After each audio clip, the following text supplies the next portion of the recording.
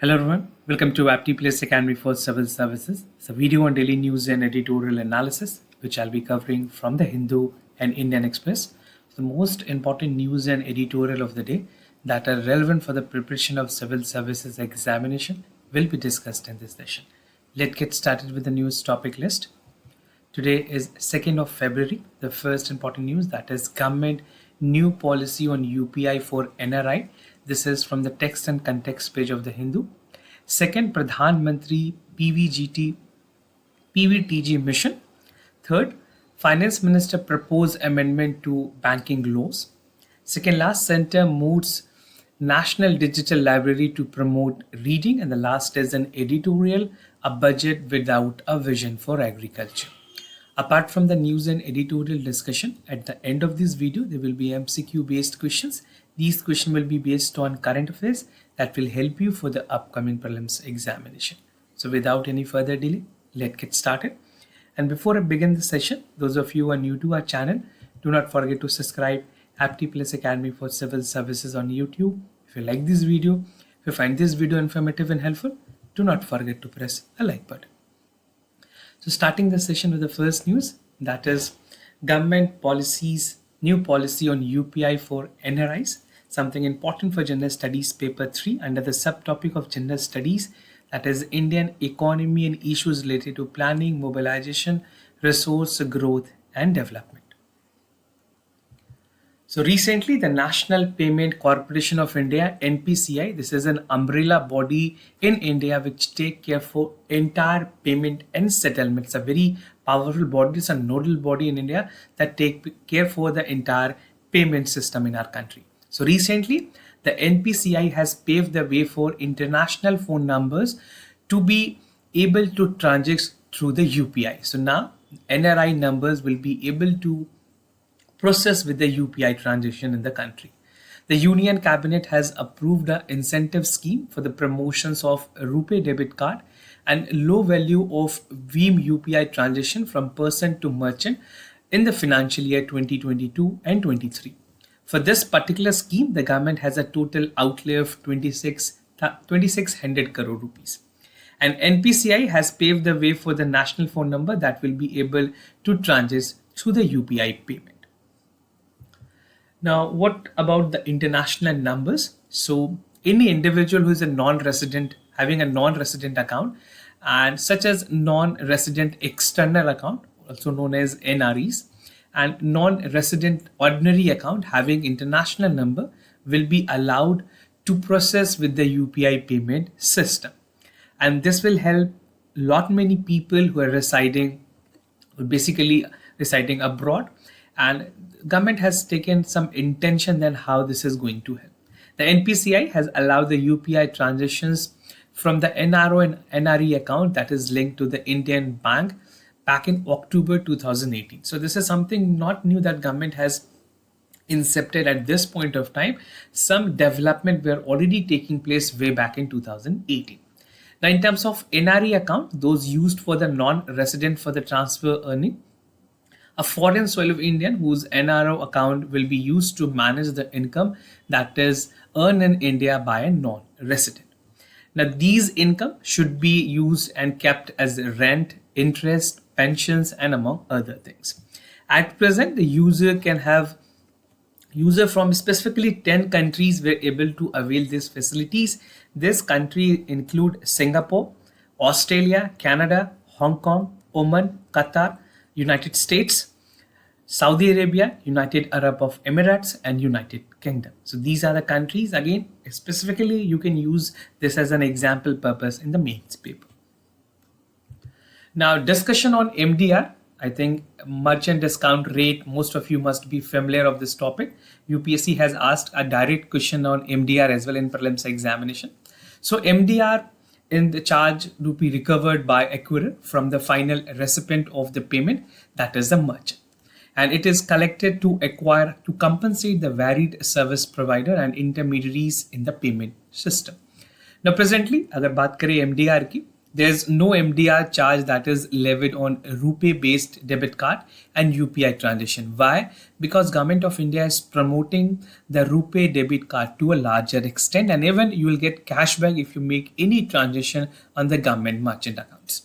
Now, stakeholders are hence concerned over the cost of recovery for the services they provide. And in August 2022, the finance minister has tweeted that it was not planning to levy any charges for the UPI services. Now, on the part of the RBI concern, everything that is taking place, the entire gamut of transition has to be under the purview of the Reserve Bank of India, the apex banking regulator in the country. So the Reserve Bank of India has varied stakeholders and expressed concern about the potential adverse impact that is for the zero MDR regime and on the growth of the digital payment ecosystem.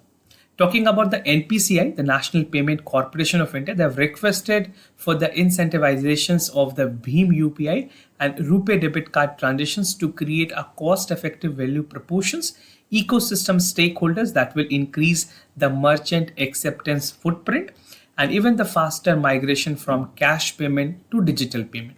Now, the part is evidential. Even कोविड-19 के pandemic के time से बात करें, lockdown के time, the digital transition in India has taken a toll. Even the UPI were among the highest compared to any other countries. So if you talk about the digital payment footprint in India, it has extended to numbers which was not even expected. Now, where does the UPI stand now? As of now, the latest data is available that a total of 6,779.6 million transaction worth of 10.97 lakh crore rupees has been facilitated via the UPI transaction. Now, in the previous calendar, excluding the 1 month of the fall, well, that is from January to February, UPI transaction have been an upward trajectory. So if you're writing an example like the online footprint and even the digital बात करें अगर penetrations की, तो you can quote this data and even this will be relevant. Now, as per the DigiDhan dashboard that is maintained by the Ministry of Electronics and Information Technology, BHIM UPI accounted for 52% of the digital payment, and at present this stands for 59.74. Very important data, factually relevant data that can be even relevant for prelims and mains examination. Now, moving to the other news, Pradhan Mantri PVTG mission, very important, that will be relevant for General Studies Paper 2 under the subtopic, that is welfare schemes for the vulnerable section of the population by the center and the state governments.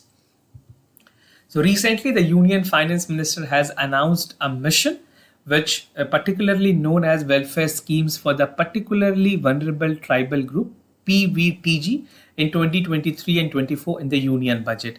This was long demanded, and even for the state of Odisha, they have been working continuously and diligently on that part. A fund of total 15,000 crore rupees for the next 3 years has been allocated for the socio-economic development of the PVTG group, that is particular vulnerable tribal group. And a total sum of 12,461.88 crore rupees has been set aside by the Ministry of Tribal Affairs for a whooping increase from 5,160. See, the numbers are not important for you as an aspirant. You don't need to remember the data in terms of the value, but you should know the trend that is working out with the Government of India. The budget under the umbrella program of development for the scheduled tribe has been increased from 492 crore rupees. Like this has been reached to 4295 from earlier, that is 3185 crore rupees. Now, what is the aim of this mission? The particularly vulnerable tribal group, this development mission will saturate with the particular vulnerable tribal group with safe housing, clean drinking water, education, nutrition, road and telecom connectivity and livelihood. So these are some of the major and prominent areas that need to be touched upon for any tribal region or tribal people. The Pradhan Mantri PVTG mission will be launched as a part of reaching the last mile, and it's one of the 7 sub-leadership priorities that has been envisaged in the recent union budget. I'm not discussing the detail of the union budget here because a detailed part of the key highlights and summary of the union budget has already been uploaded in our YouTube channel. You can check it out.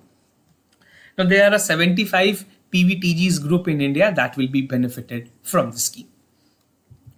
Now, Odisha government policies की अगर बात करें, Odisha government has been working diligently on this part, and they have possessed the experience on handling and focusing on holistic program for the PVTG in the past decade, and the state could be the first as well as the best mover among all the state in terms of the tribal program.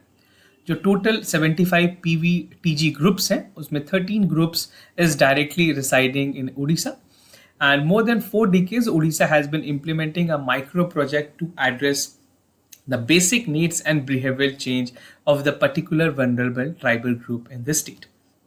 At present there are 20 micro projects focusing on the development of PVTGs, and Odisha has been the beneficiaries of conservation cum development scheme by the Ministry of Tribal Affairs, which allocate 100% of the assistance to the state government having the PVTG communities. Apart from Odisha, Jharkhand is a state. Apart from Jharkhand, Madhya Pradesh has a contribution. So ये कुछ और states होंगी जिनके लिए government ने policies बनाई हैं, and accordingly the allocation of fund will be done in consonance with the state government rules. Now, moving to the other news, Finance Minister proposes amendment to the banking laws, something important for General Studies Paper 3, under the subtopic that is Indian economy and issues related to planning, mobilization, resource growth, and development. So, the Union Finance Minister has recently proposed amendment to 3 important aspects of the banking sector. The first include the Banking Regulation Act, second, the Banking Companies Act, and third is the Reserve Bank of India Act. And all these changes that has been proposed aims to improve the governance and enhance the investor protections.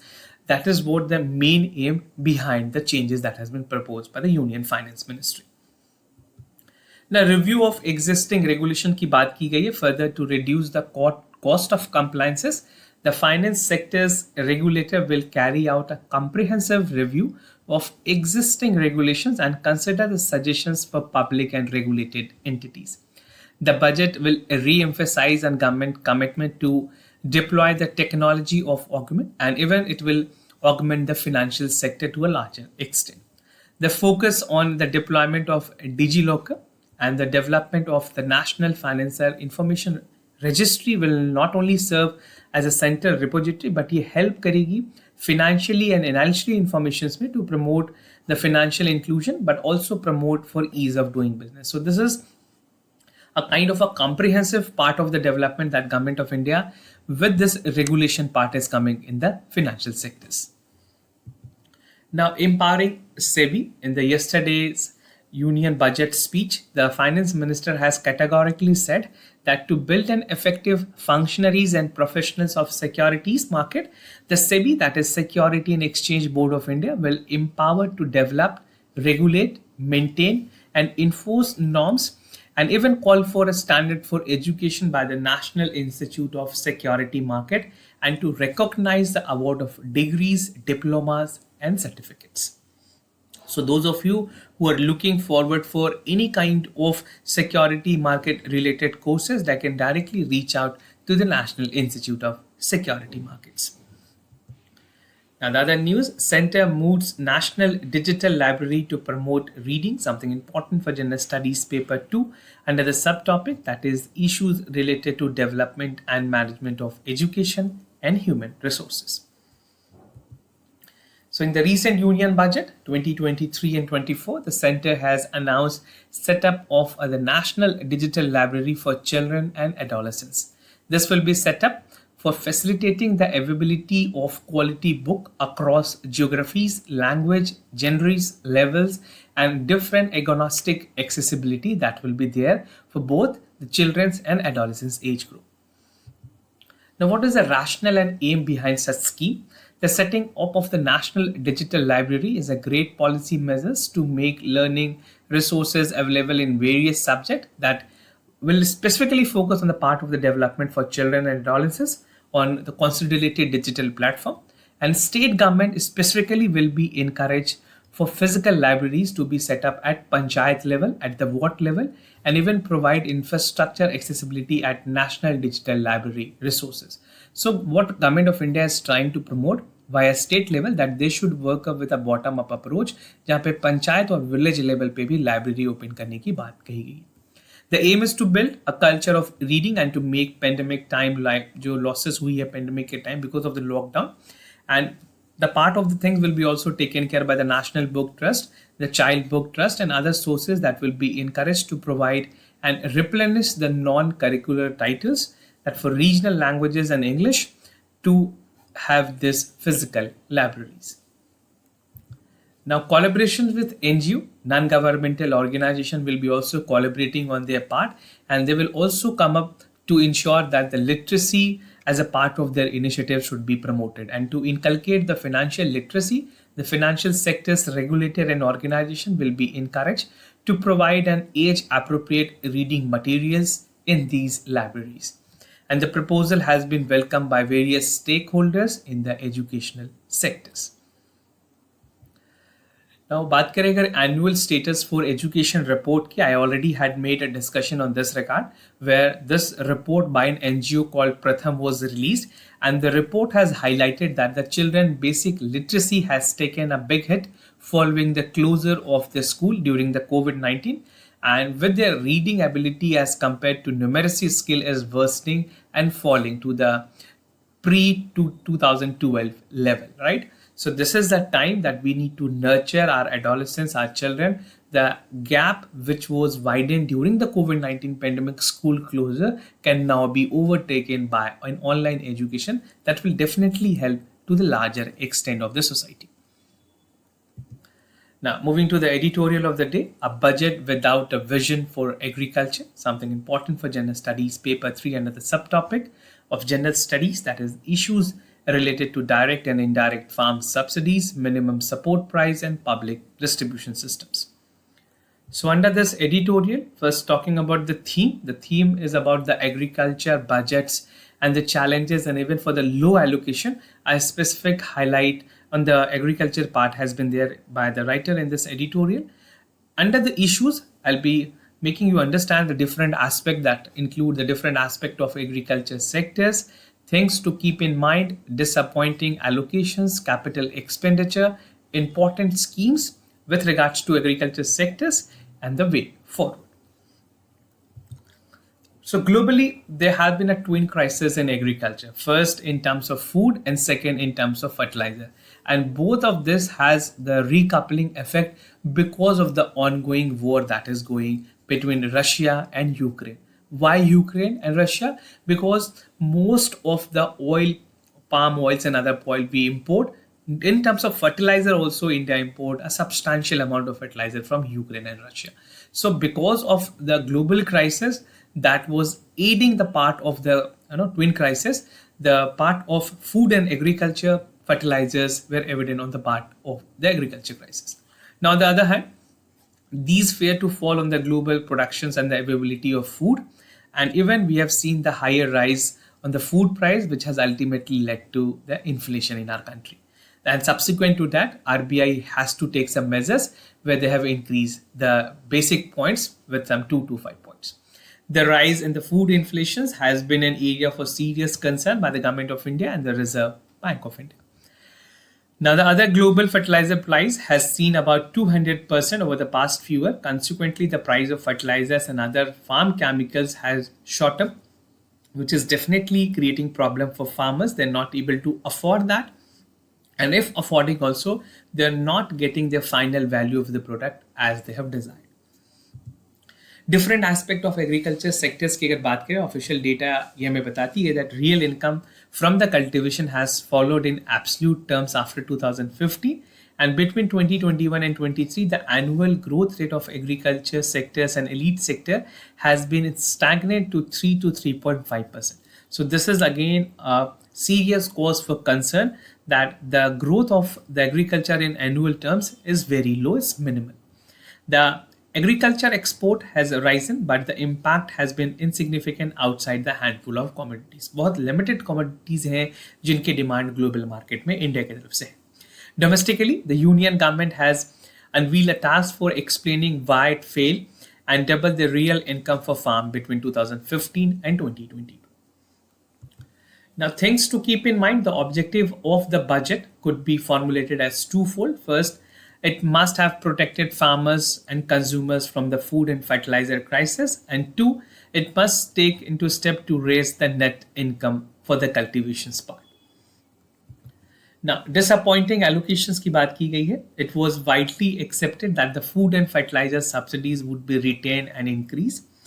Now, in terms of budget allocation, it has reaffirmed the stances to cut the food subsidy from 2.8 lakh crore rupees in 2023 to 1.97 lakh crore rupees in 2023 and 24. So you can see this number is decreasing. That is the utmost concern that has been highlighted in this editorial. Fertilizer subsidies has been cut from 2.5 lakh crore rupees to 1.75 lakh rupees. Again, the farmer were chasing out of the higher price, and again this subsidies which has been reduced will be impacting farmer to the larger extent. The landless household in the rural areas are likely to be affected, and even the allocations to the Manrega, that is Mahatma Gandhi National Rural Employment Guarantee Scheme, has been cut down from 73,000 crore rupees to 60,000 crore rupees, which is again a less amount. This is a project where a lot more people in the rural areas directly dependent for their livelihood options. Now, the cut in the fertilizer subsidies will increase the cost for the cultivation of farmers as well. Now, the budget has also allocated 459 crore rupees for the National Mission on Natural Farming. Government of India is putting impetus to ensure that the natural farming is promoted in the country. But the natural farming has no scientific validations, and it's like to reduce the crop yield by 25 to 30%. This is the expert opinion. The stakeholders are of this opinions. Now, capital expenditure की अगर बात करें, capital expenditure is required in agriculture, not just only for irrigation, but also to build agriculture market or mandis. The total capex, that is the capital expenditure in the government, was 7.5 lakh crore rupees, but the allocation in the capital account for animal husbandry and crop husbandry, dairy, fisheries were just 119 crore rupees. Now, this is expected to fall by 84.3 crore rupees, and under the capital account for irrigation and flood control, the budget has allocated only 350 crore rupees. So the shortfall in the finances will definitely be reflected on the part of the outcome. And the budget allocated for the Agriculture Infrastructure Fund, better known as AIF Fund, in 2023 was 500 crore rupees, which was only 150 crore rupees that was spent out. So again, the fund which is there is not being utilized, and essentially where it is required, the fund has not been given by the Government of India. Now, important schemes की अगर बात करें, कुछ ऐसे schemes हैं जो कि इस बार Government of India ने focus की है, और इस बजट में ये schemes पे काफ़ी ज़्यादा जोर दी गई है. Direct question in prelims examination this time can be framed. Some of the sectors which include the program like Agriculture Accelerator Fund, PM Pranam, Govardhan, Bharatiya Prakriti Kheti Bio Input Resource Center, MISTI, and Amrit Dharohar. So these are some of the significant programs that was announced in the latest union budget.